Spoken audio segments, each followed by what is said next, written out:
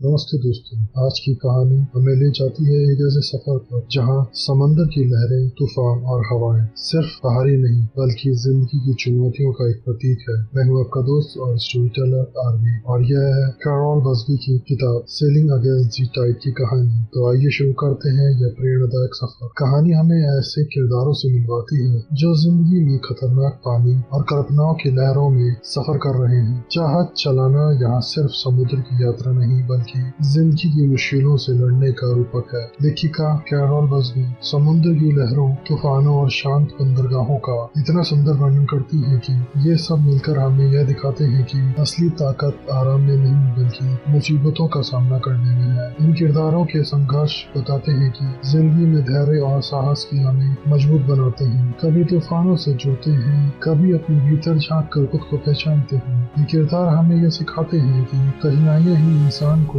परिपक्व बनाती हैं और कई बार हमारी कमजोरियां ही ताकत में बदल जाती हैं। किताब का सबसे गहरा संदेश यह है कि जब जिंदगी अनिश्चित हो तो भागना नहीं बल्कि आगे बढ़ना है। हर किरदार कठिनाइयों से अलग ढंग से लड़ता है। कोई नम्रता से परिस्थितियों के साथ ढलना सीखता है तो कोई पूरी ताकत से उनका विरोध करता है। लेकिन असली जादू तो अपनी सच्चाई पर डटे रहने में है, भले ही पूरी दुनिया धारा के विपरीत क्यों न बह रही हो। लेखिका बहुत खूबसूरती से दिखाती है कि हिम्मत का मतलब हमेशा जोरदार जीत नहीं होता बल्कि हिम्मत है अनिश्चितता में भी शांति से डटे रहना। किताब की रफ्तार भी समुद्र की लहरों जैसी है, धीरे धीरे उठती है ज्वार, अचानक आने वाले तूफान और फिर एक गहरी शांति। अंत में जब लहरें थमती हैं तो हमें एहसास होता है कि जीतना सिर्फ तूफान से बचना नहीं है बल्कि उनसे सीख लेना ही असली सफलता है। तो दोस्तों, यह थी कैरोल बसबी की सेलिंग अगेंस्ट द टाइड, एक ऐसी कहानी जो हमें सिखाती है कि मुसीबतों से भागना नहीं बल्कि उनका सामना करना ही हमारी असली ताकत है। अगर आपको ये कहानी पसंद आई हो तो लाइक कीजिए, कमेंट में बताइए कि